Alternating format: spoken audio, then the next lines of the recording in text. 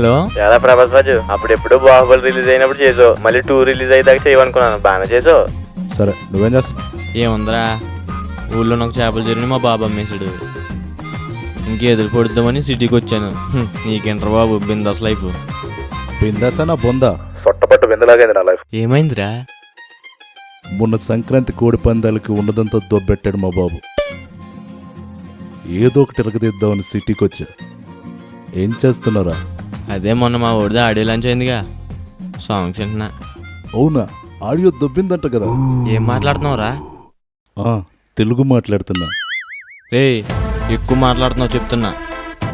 రే డఫా, songs విన్నావు అసలు నువ్వు? Songs super, music director super, rocks, visual చూసి మురిచిపోవడం తప్ప ఏముందరో మీ వాడి దాంట్లోని. రేయ్ ఎక్కువ మాట్లాడుతున్నారు రేయ్. మా వాడి కట్అవుట్ చూసి కొన్ని నమ్మేయాలరా. మీ వాడి కట్అవుట్ చూడాలరా. మా వాడికి కంటెంట్ ఉంది. కంటెంట్ ఉన్నాడు, కట్అవుట్ అవసరం లేదు.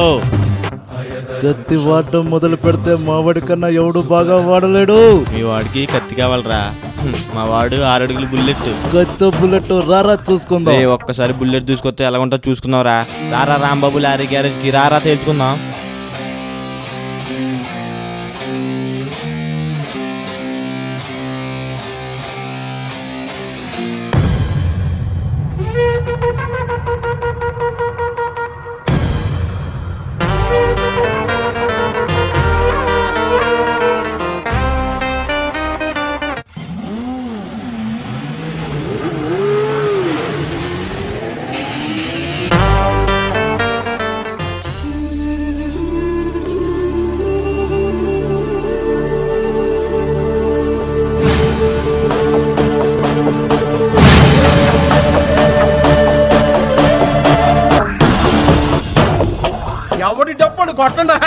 ఏంట్రా ఎక్స్ట్రా చేస్తున్నావు? మీ వాడి ఫ్యాన్స్ అంతా సర్వమంగళ మేళమే.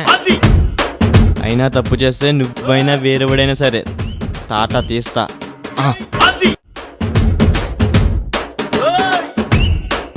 మారవా మారవా, నువ్వు నీ అదవ పబ్లిసిటీ కోసం కాంట్రవర్సీ చేస్తున్నావు. మారవా మారవా.